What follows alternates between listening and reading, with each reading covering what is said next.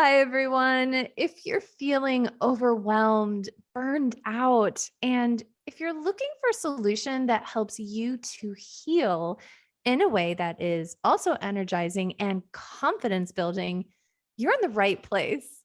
This series is all about achieving optimal wellness by merging your self fulfillment with your career.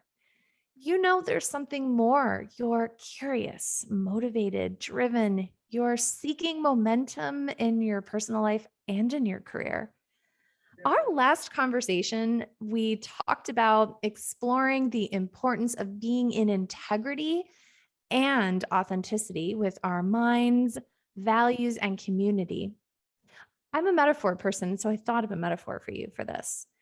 Just like a pianist, a piano player, right, must possess the mental skill, the functional piano instrument, and the heart of the music in order to play a beautiful concerto.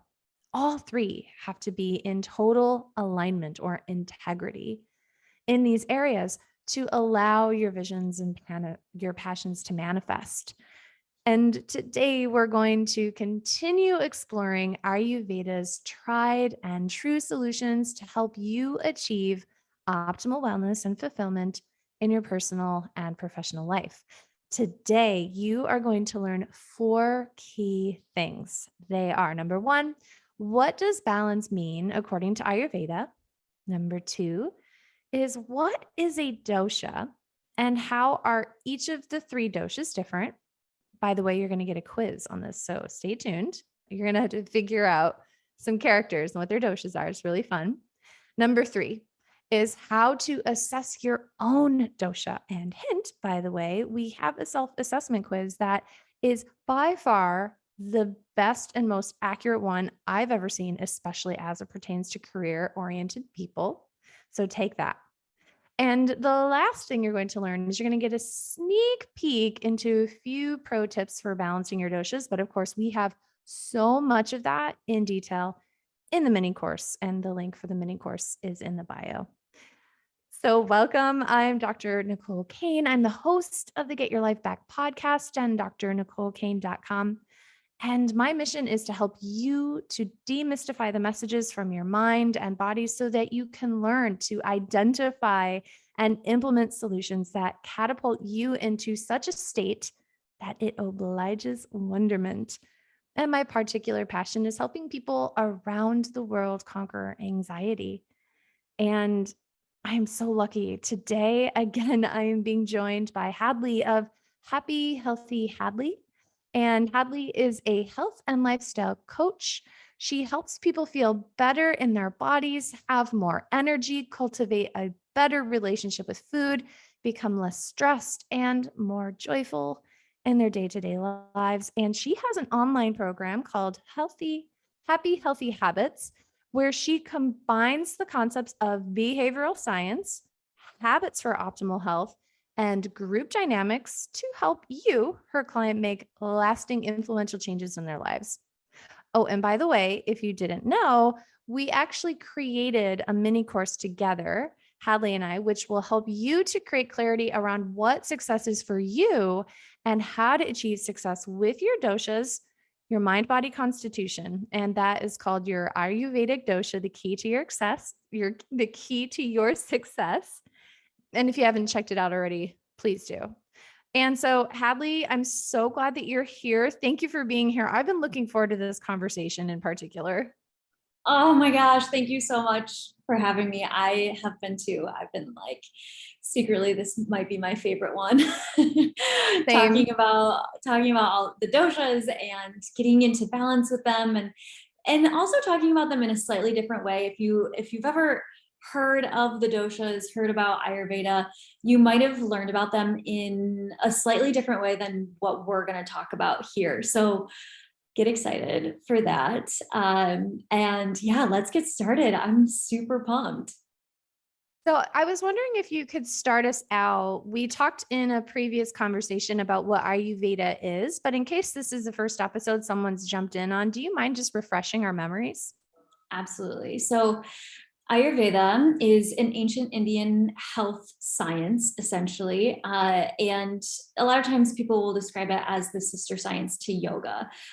Essentially, in Sanskrit, which is the language that ancient Ayurvedic practitioners used, it's been around for 5,000 years, actually over 5,000 years. That's when it was written down. It's been around for a very, very long time. Ayurveda in their language means the science of life, or it could also mean the sacred knowledge of life or longevity. So Ayu means life or longevity, Veda means science or sacred knowledge. So it's really this really beautiful thing. A lot of Sanskrit words are not easily translated into English. There's a lot more behind them. And so it's kind of like how Latin kind of encompasses more than a lot of the languages that come from Latin. Anyways, I just get really geeked out about about the etymology and about all of the things to do with Ayurveda. But essentially, it's a holistic tradition and a way of living that teaches us how to have a human body, really is what it's about. And so, you know, it's all about getting into rhythm with our nature and what our bodies really need us to do, want us to do.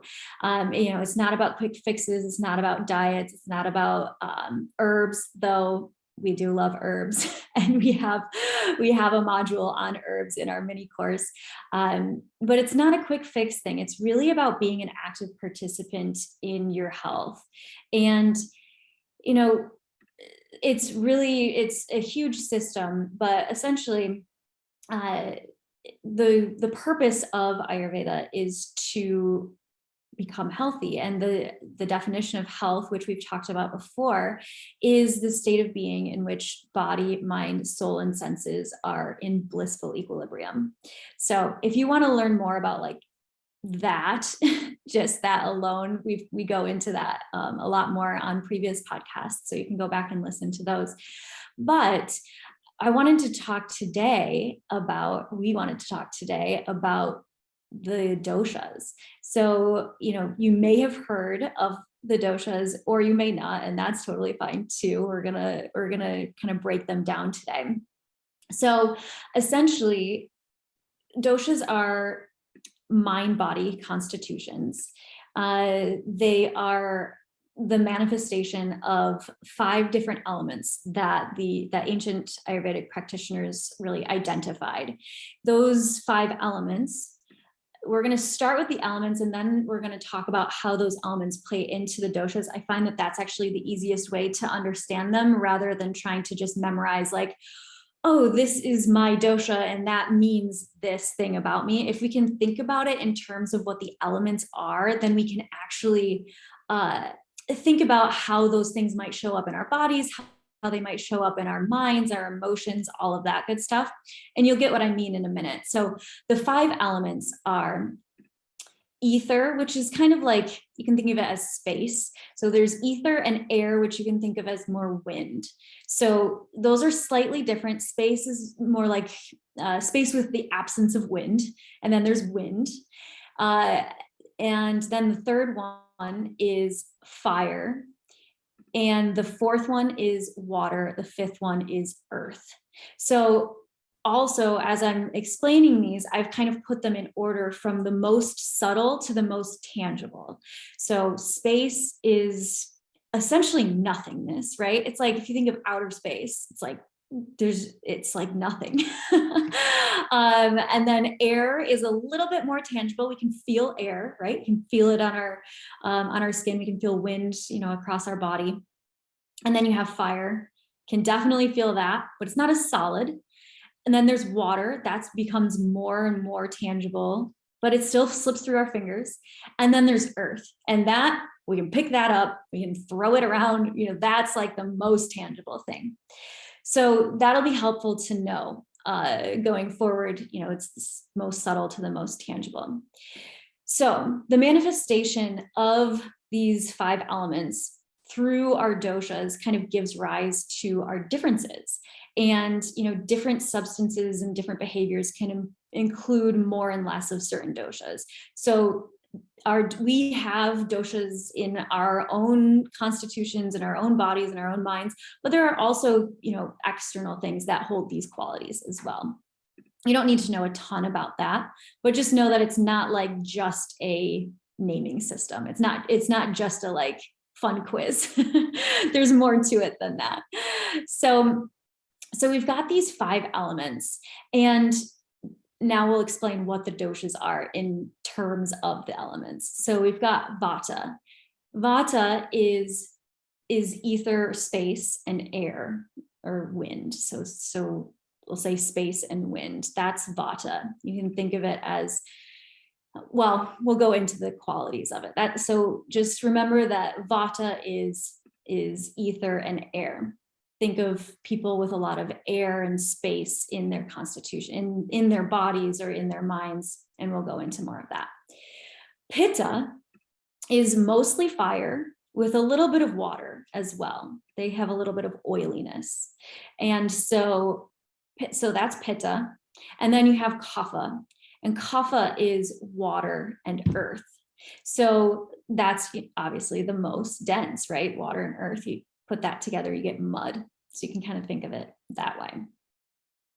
So those are the outlines of each thing. And we're going to dive into what the heck that means for all of us. So to recap, the doshas are kind of describing this mind, body constitution, and there are 5 elements that come into play. And each of the 3 doshas are these elements are kind of manifesting or contributing to the dosha. So as opposed to starting with the dosha and trying to understand it, if we understand these elements, the air, fire, water, and earth, and what they mean and how they manifest, it can actually explain what's happening in our bodies with more clarity. Exactly. Yeah. So we can think of it more as like, this is how these elements are showing up in my body, rather than memorizing what the doshas are and what they mean. Right. So and all of us are, this is an important piece of it. All of us are born with a unique constitution that is made up of all 3 of the doshas, or all 5 of the elements. So we all have all of these things in us, but we have different, like, you can think of it kind of like a pie. So we have different sizes of slices of pie in there. So, if you might have a lot of kapha in your constitution, and that's the water and earth one. And so that would be the biggest slice of pie in the pie.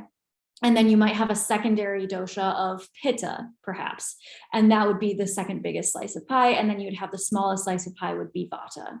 And so that's gonna, the sizes of pie they're all gonna change for everyone. And you can get out of balance with any of them too. And that's really what I like to focus on with people, is instead of thinking about like, what is my constitution, and optimizing for that, it is helpful to know how we might get out of balance the most easily. And when we have a big piece of the pie, that's the one that's the easiest to get out of balance for us. But it's more helpful to simply know when we are out of balance, which ones we're out of balance in. And so thinking about it more in terms of like, oh, I'm experiencing an imbalance in this dosha. Here's how I can actually get it back into balance, rather than thinking of it as like, I am a kapha or I am a pitta. That's not necessarily that helpful to think of it in terms of like a personality or like, this is what I am kind of thing. So interesting to me that there are 5 elements in Ayurveda, and my training is in naturopathic medicine and traditional Chinese medicine. Yeah. And in traditional Chinese medicine, we have 5 element theory, where they break it down into fire, earth, metal, water, and wood. And it's kind of interesting that there are 5 of them, similar to Ayurveda. And it would be kind of cool at some point to have a conversation with somebody who's an expert from both to kind of explore the similarities and the overlap and how these different schools of thought all these years ago came to their conclusions in interesting parallel ways. We have both earth, we have water, we have fire in all of them. And so it would be pretty neat to explore that in more detail. But I just love when I see parallels through different regions of the world coming up with similar things. Yeah, and actually, traditional Chinese medicine, there's a lot of influence from Ayurveda with traditional Chinese medicine, and because Ayurveda is so old, it has influenced a lot of what we know today in different like traditional medicines and stuff. Because sometimes we like to think of ancient times, people being kind of like in their own separate bubbles, but really there was more interaction than we sometimes tend to think there was. So yeah, there's a huge influence from Ayurveda, and I think that would be such a fun conversation to have, to kind of go into the different nuances and stuff, because I don't know that much about traditional Chinese medicine. I know that they have the metal and the wood, and those are the different ones, but I would love to talk about the different similarities. Like, that would be so fun. So stay tuned. Stay tuned. We'll make it happen. Yeah. Hadley and I thought it would be really fun to quiz you at the beginning of this conversation. And so we came up with 3 avatars, and they're based on real people. Of course, information has been changed to protect their privacy. But what I want you to do as you're listening to this conversation is to think about each of the individuals and hypothesize about maybe what dosha they are imbalanced into and why you think that. And then after that, Hadley is going to teach us all about the doshas. And then we will come back and we'll tell you at the end who was which dosha. Does that sound good? Amazing. I'm so excited for this. This was all Dr. Cain's idea. I love this idea. I love self-assessment. So yes. We're going to start with, we're going to call him Phil. And you're going to decide, listeners, which dosha Phil might represent. And so Phil is energized, creative, and scattered. And he craves highly stimulating environments like busy restaurants or concert venues. But the problem is they always make him more frazzled, restless, anxious, scattered, forgetful. And Phil is the CEO of a large company. And one of the ways that he has to stay on track is to cover his office with Post-it notes. Physically, he complains of gas and bloating and dry skin. So make a mental note, write it down.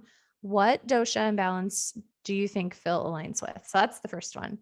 And if you can't remember the actual dosha names, which elements do you think kind of relate to that? So again, the elements are space, wind, fire, water, earth. So think of that. Amazing. And then we have the next story. And so we have Tina, and Tina is feeling really stuck. And other people are worried because Tina has been unmotivated to do things that she loves to do. She's been more lethargic. Her focus is around resting and doing nothing because she feels so tired and exhausted. She's just sleeping in and napping. And she unwinds by drinking alcohol, smoking weed, and she's craving sweet, salty snacks late at night. So make a mental note. What dosha might Tina be in? If you can't remember the name of the doshas, don't worry. Hadley just reminded us of those elements. And so what sticks out for you for Tina? And then the last one is Megan. And Megan tends to work really hard. She describes herself as type A and will push herself towards burnout in order to achieve a goal she's set for herself.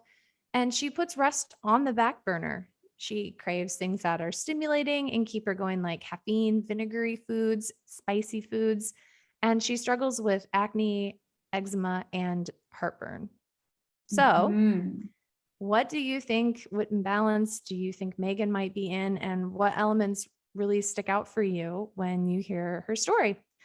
And so once you've written that down, made a mental note, let's dive in. Hadley is going to teach us all about these imbalances. Amazing. So do you want me to, we'll tell it at the end. We'll tell them at the end Yeah. what, okay, great. Sounds good. Let's make them Okay, wait. cool. Yeah. I love it. I love it. So you have to stay tuned until the end to know which ones they are. Amazing. Okay. So, which one should we start with? You can choose. I would like to learn about the successful Kapha for 200, please. Amazing. Okay. So, and the descriptions that we gave you guys are the ways that these doshas are out of balance. So we're now going to talk about how we can get these ones in balance and like what the actual superpowers are, how these things actually can be a really great thing for us to have in our lives. And so let's talk a little bit about the superpowers of Kapha first. Remember, Kapha is water and earth. So again, when you put those two things together, you get mud. Yes. So this can be imbalancing. Absolutely. We can feel stuck in the mud, right? But we can also feel really great. Have you ever had a mud mask? Like, that's awesome, right? It's so nourishing and feels so good. And so Kapha tends to be more laid back, relaxed, thoughtful. And, and actually I'll ask you, what do you think, and this goes for all of you as well as you, Dr. Cain, what kinds of things might come up for someone who has a lot of water and earth in their personality? So we'll talk about like personality, kind of more mental and emotional, and then we'll talk about physical as well. But what would come up? Well, how do you feel like someone would present with, a lot of water and earth in their constitution? I'm not sure if this is what you're going for, but I'm kind of imagining like they're a little bit more slow and thoughtful. Yes. Yeah, totally. Yeah. Yeah. I'm Anything else? imagining kind of throwing a glob of mud at the wall and watching it just slowly slide down the wall. I love that. Yeah. So they're really, really thoughtful, and they tend to be like kind of like the tortoise and the hare, the tortoise, where they, yes, it's a slower pace, but they have a lot of follow through. So I like to think of it as endurance. If you think about like long distance swimmers, those are Kapha, like they have a lot of Kapha in their constitution, or really any long distance athlete tends to have more Kapha in their constitution because they have that endurance piece. Sometimes it's harder for Kaphas to get going, but once they do, then they can keep going. So I have a lot of Kapha in my constitution, and I always like to give the example that it's hard for me to get going on a hike, but then once we're like nearing the top, my husband, who doesn't really have a lot of Kapha, he like loves to hike, and he's like always like rearing to go right at the start. And then by the time we get to the top, I'm like, this is awesome. I have so much energy now from moving my body. And he's like, oh my gosh, how? I'm so depleted. And so a lot of times Kapha will get more energy from moving more. So it's a really interesting thing for Kapha constitutions, and then also for if you have an imbalance of Kapha, moving is a huge thing for that. So okay, go ahead. I was thinking about creating your dream team. Is you want to have a Kapha on your dream team because they're going to help you carry a project through to the end. Exactly. Yes. Yeah. So like if you have someone who tends to be like the idea person, they tend to be more Vata, and we'll talk about that later, but they don't have as much of the follow through, right? And that's overgeneralizing. Sometimes people have the ideas and the follow through, but the Kapha piece of it is the follow through piece. And so that's a really great quality of Kapha. And And so then I want to ask you what you think might show up physically for kapha. So when you think about the water and earth piece, what would a kapha who's in balance, so not thinking about like an imbalance quite yet, but someone who has a lot of kapha in their constitution, we'll think about that first.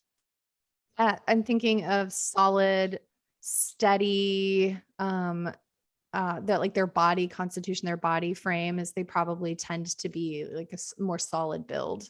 Yes, totally. Yeah, yeah. They basically kaphas are like the cuddly, soft, they have a bigger frame, like their bone structure tends to be bigger. Um, and when they're in balance, they tend to have more mass, right, than the other constitutions. So when they are, and that is when they're in balance. Obviously, of course, when they are out of balance, they can tend to have more mass than is appropriate for their bodies also.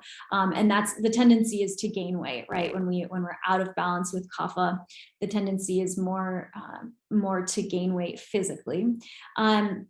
But also, emotionally and mentally and all of that kind of thing, the imbalance part of it is to feel kind of stuck, is to feel more heavy. And that doesn't have to be physically. You can also feel heavy in like mind and emotions, right?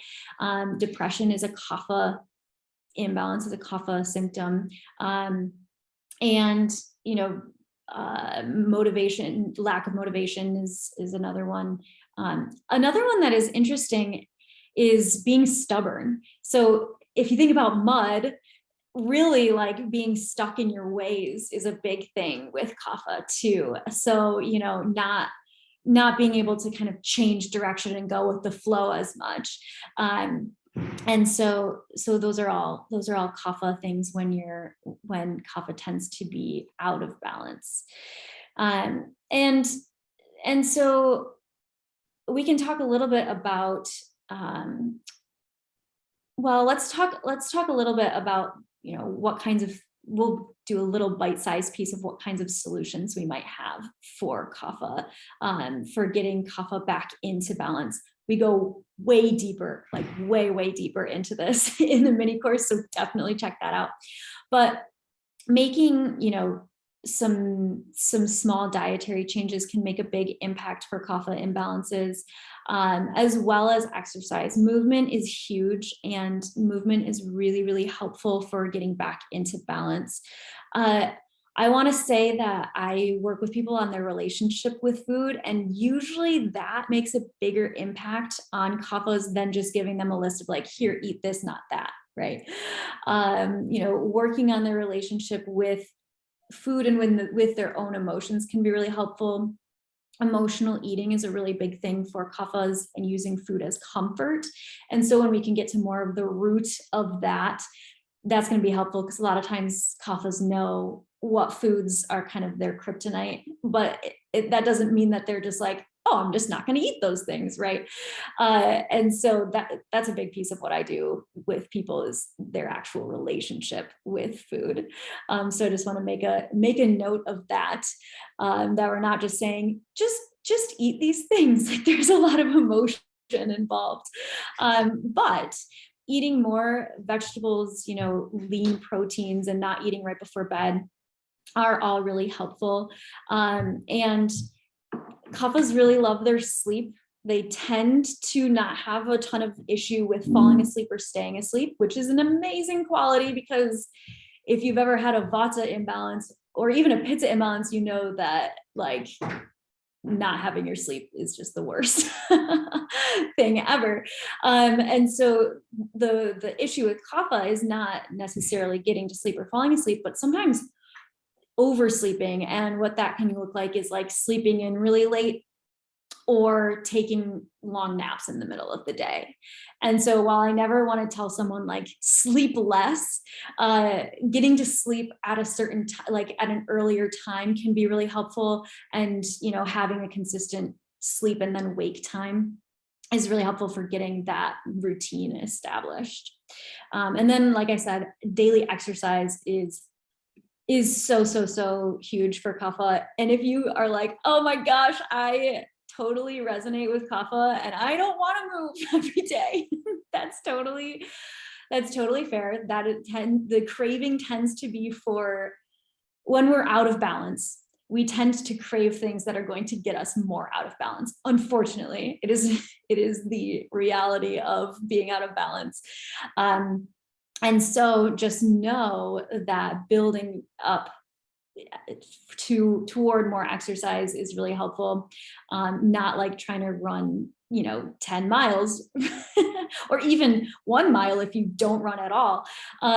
But building up to more and more exercise can be really helpful. And walking is huge for this too. So that's kind of the gist on Kapha. So I'm going to recap some of the four. I'm going to do this because this is fun. So superpower, slip, fall, solution. I love And it. so we'll call this the S's. So Kapha superpower, you're laid back, relaxed, and thoughtful, and you take your time, but you're a real good finisher. Slip falls is that you may be a little stubborn. You may be fatigued. It may be harder for you to motivate yourself to get going. And you may rather snack and rest and recuperate than to seek activity. And so solution is to make small changes, especially including momentum and moving, whether it's like resisting the urge to sleep and have a nap and to go for a walk instead of a nap and then just get your nighttime sleep schedule in. And again, self-assessment. If you don't know what your imbalance is, take the quiz.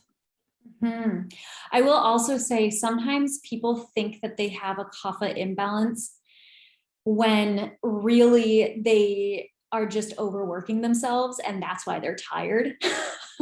Yeah. And so if that's the case for you, don't keep pushing yourself. This was the case for me. I have I have a lot of Kapha in my constitution, but my primary dosha is Pitta, and that is more where I tend to have my imbalances.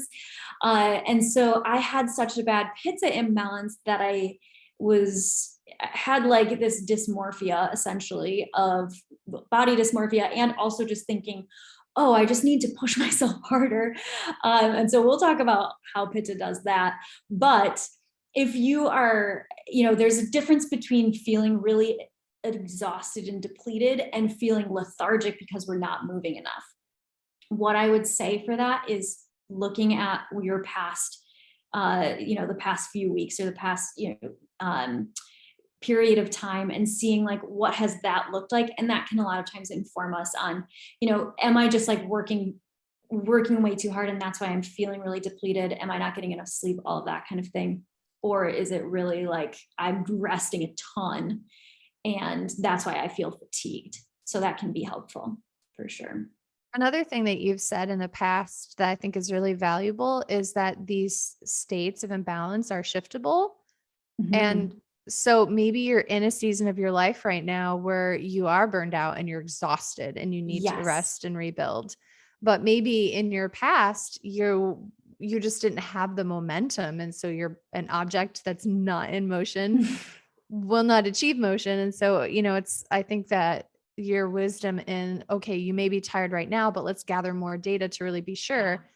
That's one of the things that I love the most about the work that you do is that you're very holistic in your approach. Instead of just saying, looks like a nail, so I'm going to whack it with a hammer, is like, let's get the whole picture. And actually all y'all, we've been talking about this quiz, and Hadley actually made the quiz. She has many years of experience. And when she and I were talking about this, I asked her, she had a self-assessment quiz that she recommended. And she's like, I can do better. And she made one.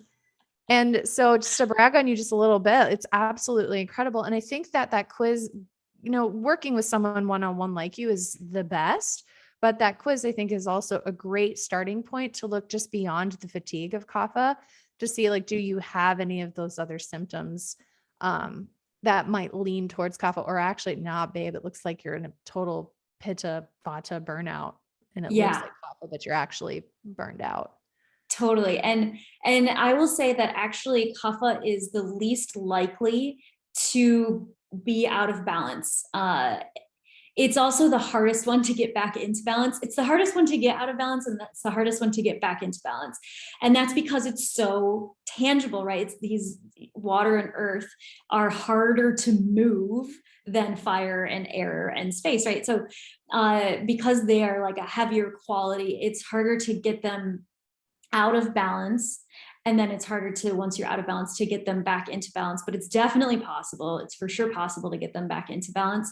And a lot of times when we have an imbalance, or like when we get burnt out, then it will show up like kapha, but it's not. We need to first balance the pitta and the vata.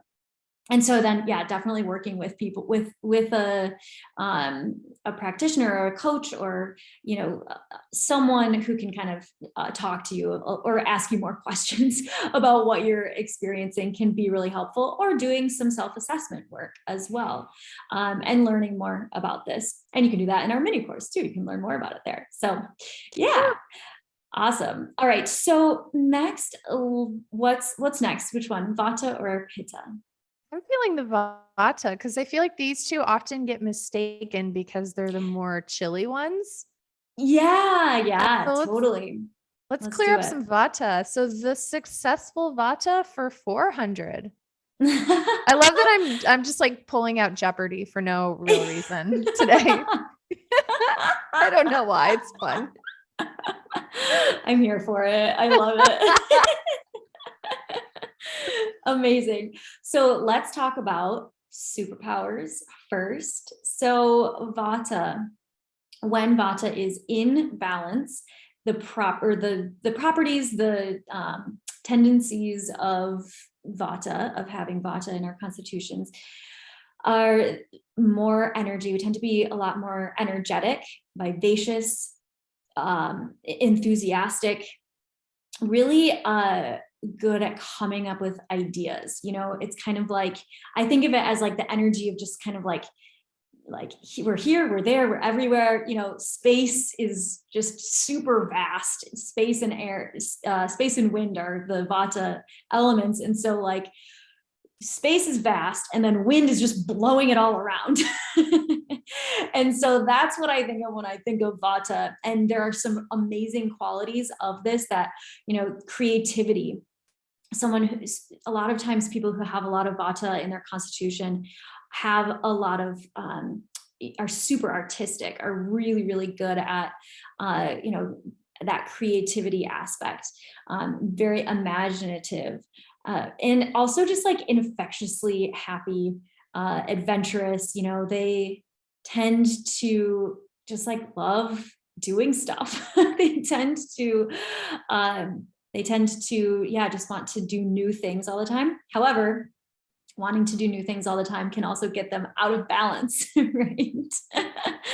And so the slip falls. So we've got our superpowers, our slip falls, and our solutions. Slip falls are that Vatas tend to, when they try to do too many things, which they usually try to do, especially when we've got a Vata imbalance, they might get really, really excited about starting this new thing, but then, like I said, they don't have the follow through as much. Sometimes people have, you know, have some more follow through. They have like a secondary kapha constitution, but you know, if you have a Vata imbalance, you might find that you tend to start a lot of things and not follow through with them. So when Vata is really high, you might find it difficult to concentrate. You might like feel kind of jumbled. Another thing is that you might also learn things really quickly, but then forget things really quickly. Whereas like Kapha, it takes a little longer for Kapha to learn things, but then you know how like an elephant never forgets. It's kind of like that. It's like they've got the that wherewithal that they're gonna remember for a long time. And Vatas might forget things if they have that tendency. So they might space. yeah, exactly. It's like, oh, good. just like Yeah. gone out of Uh-huh. the mind. So things might feel really scattered. You might be in a nervous system, a sympathetic nervous system response most of the time. uh, you might be easily distracted. You might struggle to stay on task. You might, ADD, ADHD are Vata imbalances, as well as anxiety. So those are huge for anxiety, is kind of the hallmark of Vata in the mind. And then in the body, how do you feel like that might show up in the body? So we were talking about the elements for Mhm. Vata are especially air and space. Yes. And so I imagine that if I pump myself full of air, that I would be I would be gassy and Yes. bloated and burpy. And Mhm. I also imagine that things would come into my mind and then I would just lose them and they would float away. So Yeah. maybe feeling like physically like I can't grab, I guess maybe this is logic psychologically, but the brain, I struggle with controlling my brain and making it focus. Totally. Yeah. And so like physically, we've got the gas, the bloating, constipation also. So yeah, Vata, there's a lot of things going on in our digestion.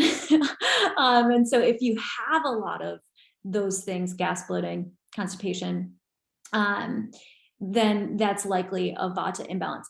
The other thing about Vata is that this is the easiest one to go out of balance. So you might not have a lot of Vata in your constitution, but you might, like, it's likely actually that you have a Vata imbalance. And that is just because the nature of the world that we're living in, and like the internet is a Vata thing. It's like, we're talking, but we're thousands of miles away right now. And so we're talking through space, through the ethers, right? And everything moves really fast on the internet, and even on our phones or social media, in movies. Movies, like, things are moving faster and faster in movies and in TV shows than they ever have before, because we have less and less of an attention span, because we have more and more of a Vata imbalance, right? And that's okay.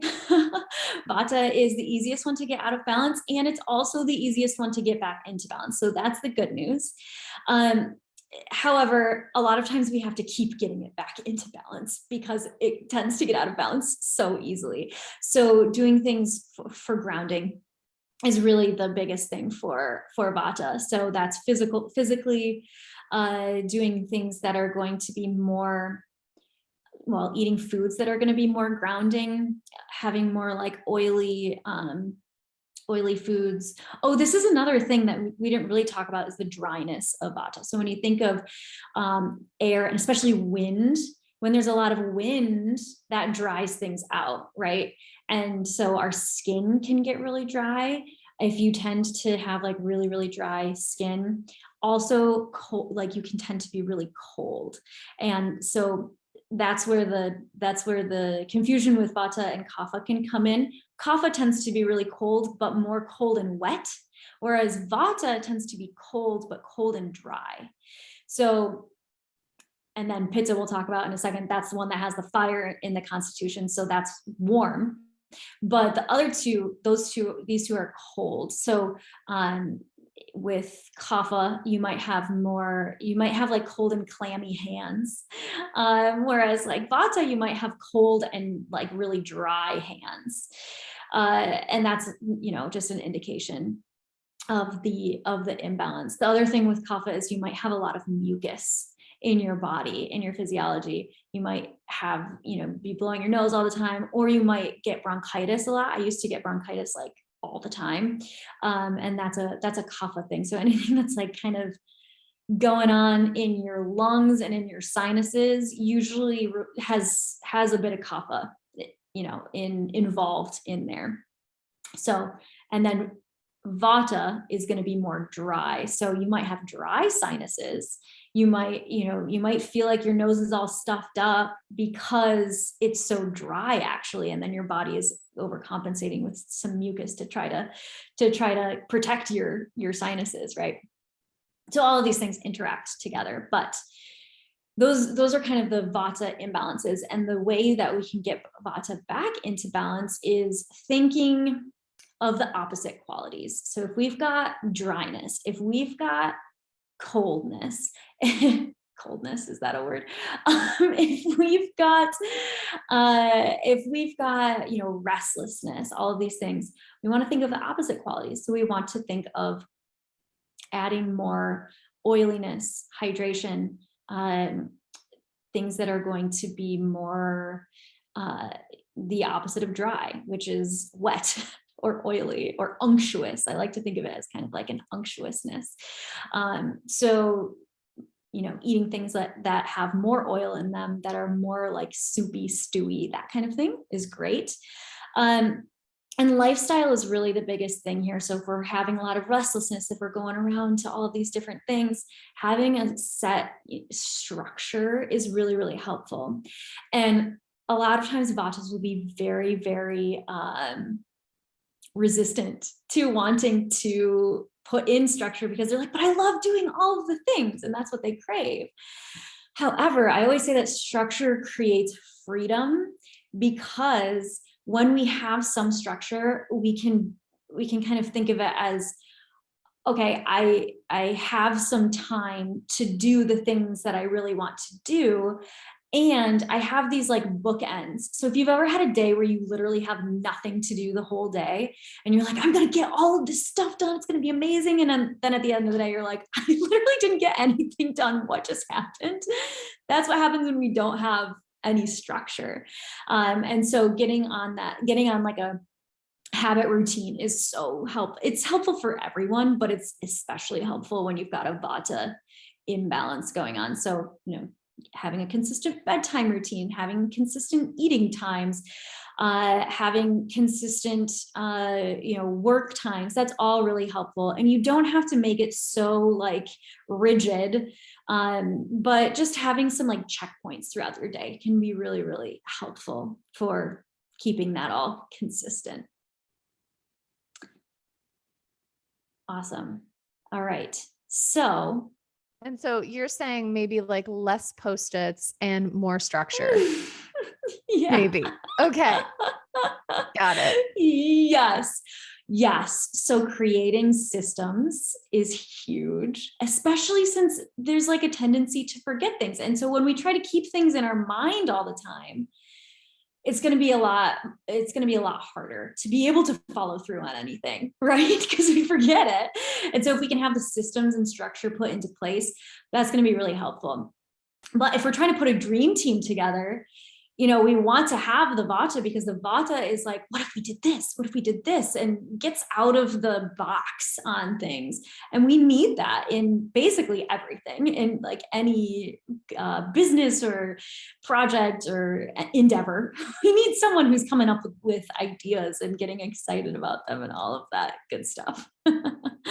So Yeah. successful Vata superpower is that enthusiastic vivacity bursting with ideas. But the slipfall could be that it can look like this typical picture of ADD or ADHD, where there's all this wind in this ether and it's hard to focus on ideas or hold on to them or see them through. And it can create this forgetfulness.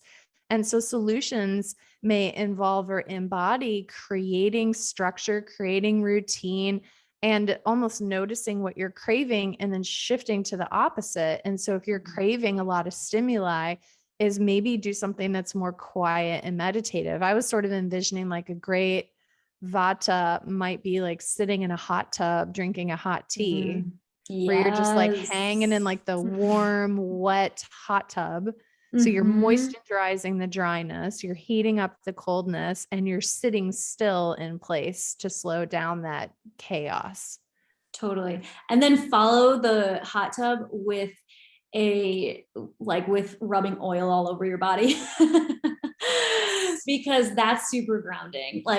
And sometimes we can get dried out with with Hot water. And water. so if we add the oil, then like baths are amazing for vatas. And then when we can add the oil on top of that, then you're really set to go. That sounds So amazing. yes. Whereas like I actually don't like baths that much because I have a lot of pitta and I don't like being in a hot, like submerged in hot water for very long. So yeah. I I always don't, think like, oh, it'll be so nice. It'll be like such a lovely experience. And then I'm like, I'm so high. I need to get out of here.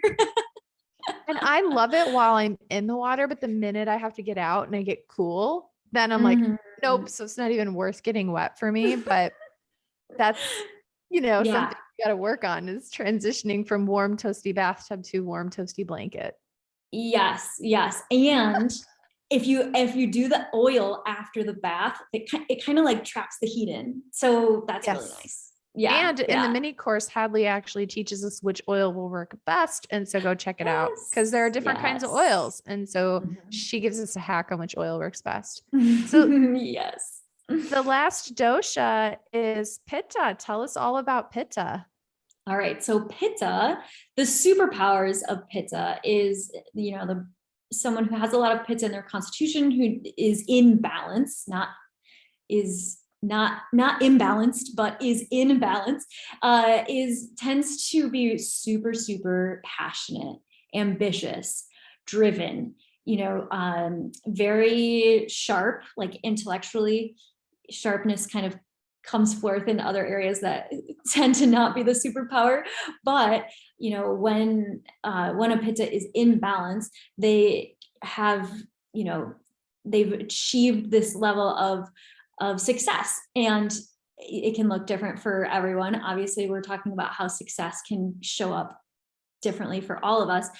But Pitta personalities really thrive with a lot of organization, routine. They set up systems a lot of the times.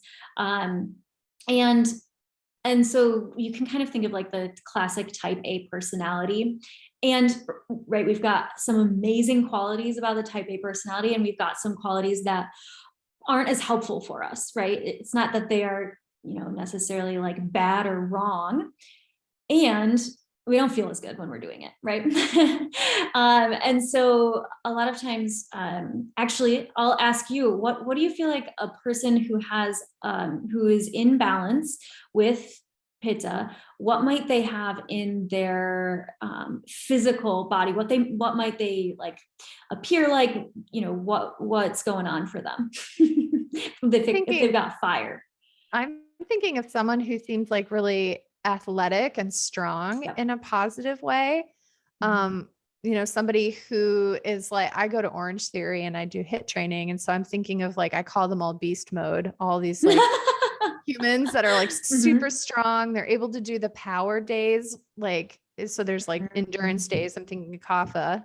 And then there's Yep. these power days where they're just like, I've got this and I could lift the heavy weights. And maybe I'm thinking like CrossFit, like they got the endurance to do something powerful. Totally. Um, Medium builds, they have that kind of an energy. They don't have the endurance of Kapha, but they might have more endurance than if they Mhm. weren't in a pitta. Totally. Yeah. And so when pitta is in balance, they tend to have more muscle than the other constitutions. Whereas if we think of like the muscle to fat to bone ratio, and no judgment on any of them, we're breaking out of that paradigm. um, Pitta just tends to have more muscle in that ratio. Vata tends to have less muscle and less fat, more bone, right? Just a smaller ratio of the fat and muscle. And so if you think of air and ether, right, it's the most subtle, it's the least heavy. And then Kapha tends to have the most fat ratio, right? So fat to muscle and bone ratio. And that's when they're in balance, like that's just how they are. And so pitta tends to, have that muscular medium build. It tends to like the stereotype of a pitta would be like, like you said, like a classic like super muscular person in the gym, essentially. Whereas like Vata is going to be, they're either going to be like really tall and thin, kind of like and we've fetishized all of these bodies in different points in our history, right? But they tend to be the tall and thin, or they can also just be really, really, really tiny, like short and small as well. So either one is Vata, and then whereas Kapha again tends to have that more the stronger or the more bone like density. So that's kind of how they appear physically. So when you think of Pitta, think about fire. And what's going to happen when Pitta is out of balance? Let's think physically first, and then we'll go into like emotionally and mentally. I'm thinking, okay, fire in the gut. So I'm thinking like heartburn, I'm thinking stomach ulcers. Yeah. When we think of like fire in the skin, I'm imagining acne and eczema and skin rashes. When I think about fire in the mood and the mind, I'm thinking like irritability, passion, but frustration, maybe even mania and bipolar disorder. And I'm also thinking about insomnia, difficulty sleeping, because everything is just so amplified and burning. Actually, when I was having insomnia, my body was I was having somatic symptoms of being on fire, which now in retrospect feels very Pitta. Yeah, absolutely. And so that's a really good point. When we have insomnia for Pitta, it tends to be because we're thinking of all of the things that we have to do. Whereas when we have insomnia for Vata, and insomnia is an imbalance for both of them, but insomnia for Vata tends to be, our mind is just like all over the place. So with Pitta, it's like, I have to do this, this, this, and this. Whereas Vata, it's like, oh, there's this going on in my mind, and there's also this, and there's this, and there's this, and there's this, and like it's all just like all over the place. So it's slightly different. And also there's a tendency for anxiety, but more tending toward like a need to control everything. That's more Pitta. Whereas anxiety for Vata is like there's just so much happening all the time that it feels like, I can't get a hold on anything. And for Pitta, it's like they're so hyper focused and they're really anxious about, what's going to happen or what people are thinking, or, all of those different things. And they're hyper focused. They're so hyper focused that that's causing anxiety. So it looks slightly different for both of them. Another thing that you might think of for a Pitta imbalance is things that are like neuroticism, more things that are like OCD, things like that, because it's trying to control our environment, and that's all fire. So just intensity. The intensity is huge. Also inflammation. Any inflammation in the body, you can think of inflammation as just fire, right? It's just fire in the body. It shows up as red on our skin, or it shows up in our body as, this like burning sensation, right? So that's all Pitta stuff. Pitta tends to be the easiest one to kind of think of, just because it's like, yeah, I can imagine fire anywhere, and that's kind of what's going on. So let's talk about getting Pitta back into balance. Burnout is huge for Pitta. Literally, the term burnout is referring to fire. And so moderation is huge for Pitta. And if you have a lot of Pitta, if you're resonating with all of this, which again, take the quiz, but if you're resonating with all of this and you're like, oh my gosh, like I don't want moderation. I like to do everything like super intensely, or just not do it at all. So like all or nothing is a huge thing for Pitta. I used to have that a ton. That's a huge thing that I work on with my clients. It's actually the first thing we work on is like breaking out of the all or nothing mentality in like all areas. And so the tendency is to just like go really intensely or to not do anything at all.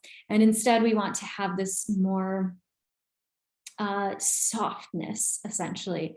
So a lot of you can even tell when I was talking about Pitta, I was like talking faster and my voice was louder. And now I'm like talking with a calmer voice. I'm hearing this in myself. And so we want the opposite qualities. When we think of fire, when we think of that intensity, sharpness, Pittas also tend to learn things really fast, but they can also forget things not as easily as Vata, but more easily than Kapha. So we want to have that cooling, soothing qualities in our lives. So we want to, physically, if we think about, different foods and things like that, things that are literally cool, like colder, are really helpful, especially if it's summer and we've got a lot of heat going on in the season.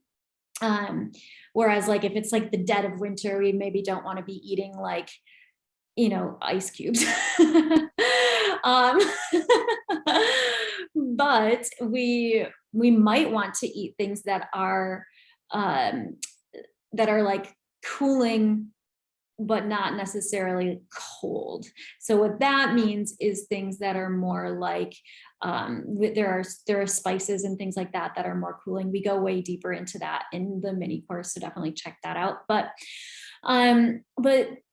so eating things that are cooling, especially in the summer, having like cucumbers, watermelon, things with a lot of water in them, that's going to be awesome too. Because if you think about fire, what's going to quell fire?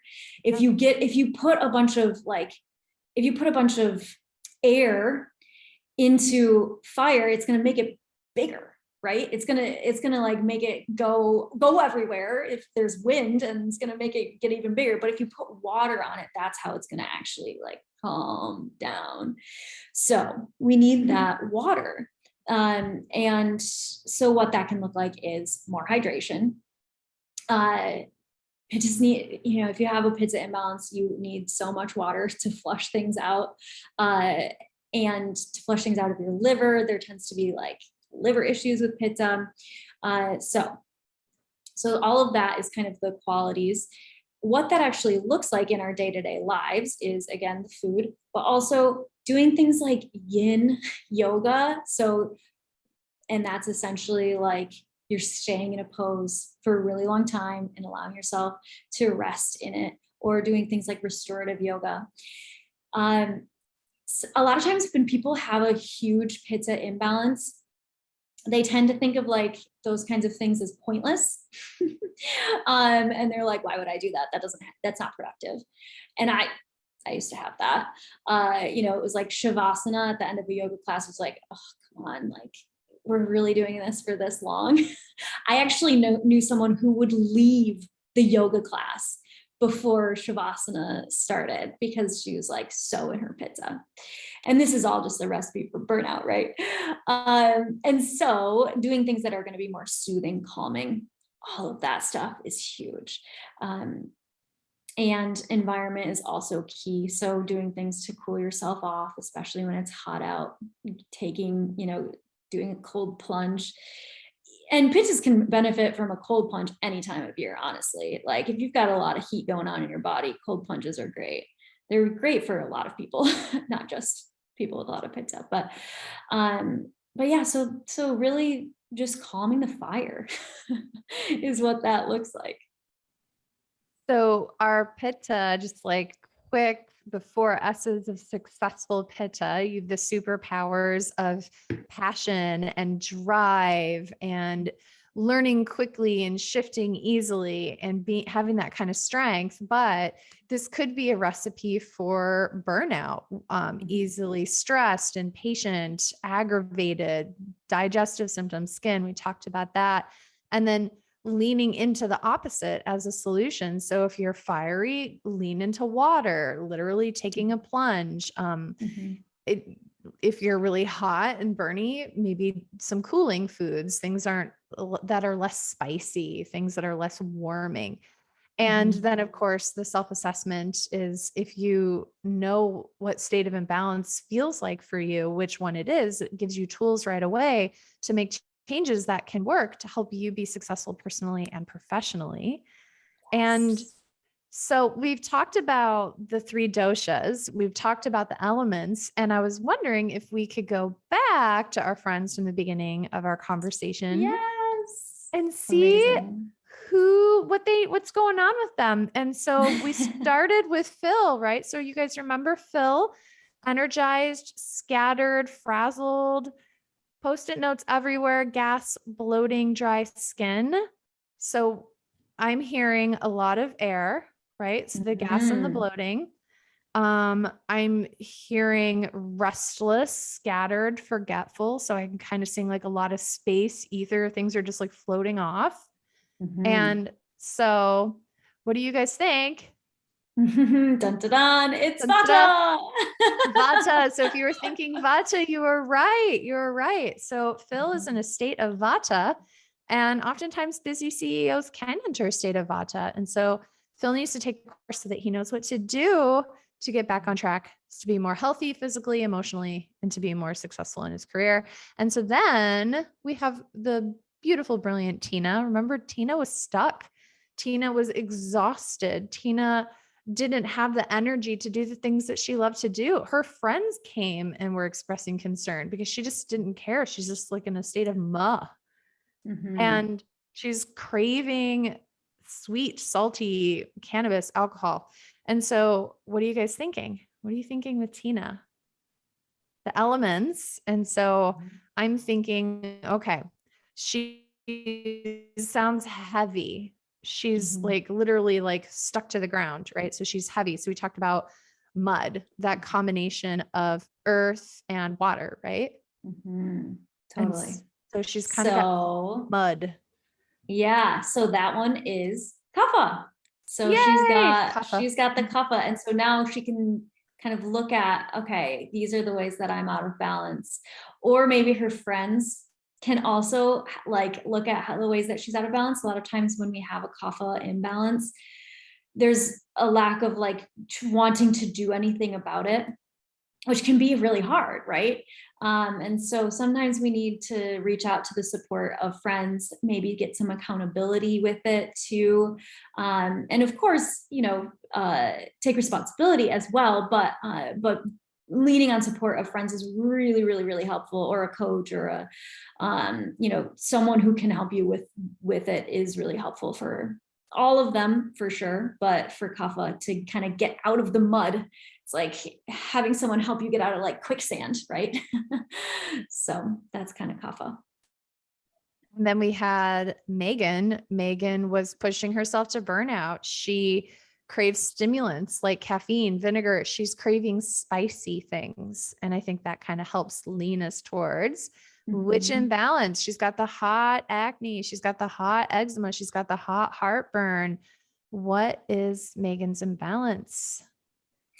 Dun, dun, dun. We've got fire going on. So we've got Pitta. Mm-hmm. Yes. Yeah. So, Awesome. and Pitta tends to, one other thing that I forgot to mention that's really, really helpful for Pitta is play, not trying to be productive all the time, allowing yourself to indulge in pleasure. We talked about the four aims of life, right? A lot of times that kama, that pleasure or that enjoyment is the one that pittas are like not paying any attention to. And so they can incorporate more of that into their lives as well. And today you gave us really good glimpses into what can help to correct these Mhm. imbalances to help people actually achieve better health, better integrity with their mind, their body, their spirit. And in the mini course is as we were doing, in all transparency, as we were doing these conversations and recording these conversations, we're like, oh my gosh, there's just so much more information. And that's why we created the mini courses. That Hadley's brain is so jam-packed full of such life-changing information is that we had to put it in a mini course. And so we recorded it, made it available for you. And so that course will go deeper into diet. It'll go deeper into lifestyle. I mean, we talk about the Kapha diet. We talk about a Vata diet. We talk about a Pitta diet. We talk about lifestyles. You can kind of build your own life to help you go back into balance. We teach on herbs, and in Ayurveda, a mainstay is the marriage between the diet, the lifestyle, and the herbs. They can all work really synergistically. And we talk about herbs for each imbalance, each dominant kind of situation. But we also talk about this thing, they're called tridoshic. And so when in doubt, these herbs can actually be really helpful for most people. And we give you recipes, we give you blends, we give you ideas on how to implement it. But I mean, there's so much information. I don't even know how to begin telling you sufficiently how it's been life-changing for me. I use this information with my clients. And so if these conversations have been at all interesting or inspiring or helpful for you, let us know. Leave us a comment on the video or send us a message or share the course with a friend and tell them about it so that we can know that this is helpful, valuable information for you. And we can keep putting out content that will help you to live the life you were put here on the earth to live. Yes. Yes. And also included in the mini course is like behavior strategies as well for actually implementing these things as well. So it's not just like, here you go, here, do this, but the last module in there is some different like behavior change strategies. So definitely, definitely check that out. It is like, it's so fun. We just love talking about this stuff together. And so you will find that you will find our joy in there. We've loved creating it for you. So definitely, definitely check it out. And it's been such an honor to be on this journey with you and your health. And of course, to get to have an excuse to partner with Hadley. And so for everyone who's listening to this, you made it this far. Thank you so much for asking the question, is how is my Ayurvedic dosha the key to my success? How is achieving true health in my mind, body, and spirit and getting an integrity as a whole person helping me to show up in the world in a way that is in my highest wonderment, right? And so just thank you for allowing us to be a part of that. We really honor you and we're grateful for you. Yes, thank you all so much. And definitely, definitely reach out to us if you ever want to chat about these things. If you ever want help with any of them, it's our life's passion to help people with all of these things. So definitely reach out. Definitely check out the quiz if you haven't already. I hope that you have. But check out the quiz and then check out the mini course as well. Thank you so much, everyone. Thank you.